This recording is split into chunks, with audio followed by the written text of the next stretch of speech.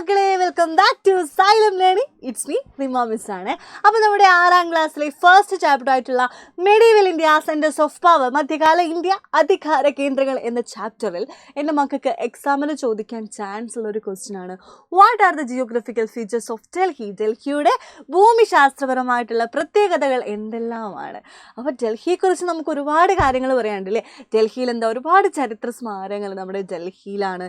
ഈ Qutub Minar, Taj Mahal, red fort, Agra fort, ഇതൊക്കെ എന്താണ്, ജുമാ മസ്ജിദ്, ഇതൊക്കെ എന്താണ്, നമ്മുടെ ഡൽഹിയിലാണ് അല്ലേ. അത് മാത്രമല്ല, നമ്മുടെ ഇന്ത്യയുടെ തലസ്ഥാനമാണ് എന്ത്, ഡൽഹി എന്ന് പറയുന്നത്. അപ്പോൾ ഡൽഹിയുടെ ഭൂമിശാസ്ത്രപരമായിട്ടുള്ള പ്രത്യേകതകളാണ് മിസ് ഇന്ന് പറയാൻ പോകുന്നത്. എന്താണ് ഡൽഹിയുടെ ജിയോഗ്രഫിക്കൽ ഫീച്ചേഴ്സ്? ഡൽഹി എന്ന് പറയുന്നത്, ഡൽഹി എവിടെയാണ് സിറ്റുവേറ്റ് ചെയ്യുന്നത് അറിയോ? ഇൻഡോ ഗാൻജറ്റിക് പ്ലെയിനിലാണ്, സിന്ധു ഗംഗാ സമതലത്തിലാണ് ഡൽഹി സിറ്റുവേറ്റ് ചെയ്യുന്നത്. എവിടെയാണടാ?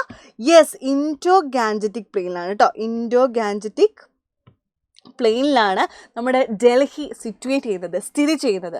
ഈ ഇൻഡോ ഗാൻജറ്റിക് പ്ലെയിനിൻ്റെ പ്രത്യേകത എന്താ അറിയോ?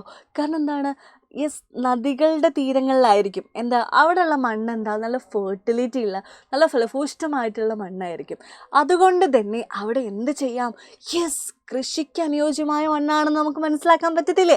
അപ്പോൾ നോക്കിക്കോ, the fertility of the region has been favourable four agriculture progress. നമ്മുടെ കാർഷിക പുരോഗതിക്ക്, നമ്മുടെ കൃഷി ചെയ്യാൻ പറ്റിയിട്ടുള്ള അടിപൊളി ഫെർട്ടിലിറ്റി, ഫലഭൂഷ്ടമായ മണ്ണാണ് ഈ ഒരു പ്ലെയിനിൽ, ഈ ഒരു റീജിയൻ അല്ലെങ്കിൽ ഈ ഒരു പ്ലെയിനിലെ സമതലത്തിലുള്ളത്. അപ്പോൾ ഇവിടെ എന്താണ്, നല്ല അഗ്രികൾച്ചറൽ പ്രോഗ്രസ്സിന് പറ്റി നല്ല ഫെർട്ടിലിറ്റി ഉള്ള മണ്ണുണ്ട്.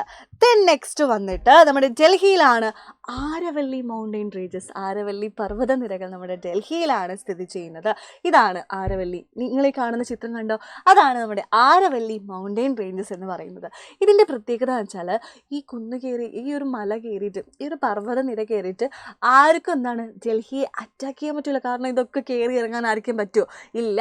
അതുകൊണ്ട് തന്നെ എന്താണ്, യെസ്, നമ്മുടെ ഡൽഹി എന്താണ്, നമ്മുടെ ആരവല്ലി മൗണ്ടെയിൻ റേഞ്ചസ് എന്താ, ശത്രുക്കളിൽ നിന്നുള്ള, എനിമീസിൽ നിന്നുള്ള ഇൻവാൻസസ് റെസിസ്റ്റ് ചെയ്യാൻ വേണ്ടി സഹായിക്കുന്നു, തടയാൻ സാധിക്കുന്നുണ്ട്.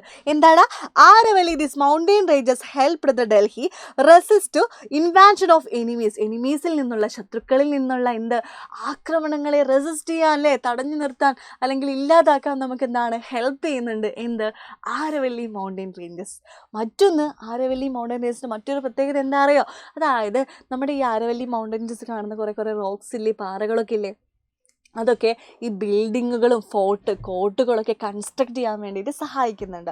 The massive rocks of this mountain range supply the stones for the construction of fort and buildings. എന്താണ്, ഈ മൗണ്ടെയിൻ റേഞ്ചസിലെ, ഈ പർവ്വതനിരകളിലെ എന്താടാ, യെസ്, അവിടെ എന്താണ്, അവിടെ കോട്ടകളുടെയും ഫോർട്ടിൻ്റെയും കെട്ടിടങ്ങളുടെയും ബിൽഡിങ്ങിൻ്റെയും എന്താണ്, കൺസ്ട്രക്ഷന്, നിർമ്മാണത്തിന് ആവശ്യമായിട്ടുള്ള കല്ലുകളൊക്കെ എന്താ, ഈ ഒരു ആരവല്ലി മൗണ്ടെയിൻ റേഞ്ചസ് നമുക്ക് കിട്ടുന്നുണ്ട്. ദ ലാസ്റ്റ് ഫൈനൽ ഫീച്ചറാണ്, പ്രത്യേകത എന്താണെന്നറിയോ? യെസ്, നമ്മുടെ യമുനാ നദിയാണ് കേട്ടോ. യമുനാ നദിയാണ് നമ്മൾ പറയുന്നത്. എവിടെയാ നമ്മുടെ യമുനാ നദി അല്ലേ? യമുനാ നദി ഒഴുകുന്നത് ഡൽഹിയിലൂടെയാണ് അല്ലേ. അപ്പോൾ എന്താ, നമ്മുടെ ഡൽഹിയിലേക്കുള്ള വാട്ടർ സപ്ലൈക്കൊക്കെ നമ്മളെ ഹെൽപ്പ് ചെയ്യുന്നത് ഈ യമുനാ നദിയിലുള്ള വാട്ടറാണ്. ഓക്കെ, അതാണ് മിസ് പറയാൻ പോകുന്നത്. The river Yamuna facilitated water transportation and ensured enough water supply for Delhi. നമ്മുടെ ഡൽഹിയിലെ ആളുകൾക്ക് വേണ്ടിയിട്ടുള്ള വെള്ളം കിട്ടുന്നത് എവിടുന്നാ? യെസ്, യമുനാ നദിയിൽ നിന്നാണ്. അപ്പോൾ ഇത്രയും കാര്യങ്ങളാണ് എന്ത്, ഡൽഹിയുടെ ഫീച്ചേഴ്സ് അല്ലെങ്കിൽ പ്രത്യേകതകൾ എന്ന് പറയുന്നത്.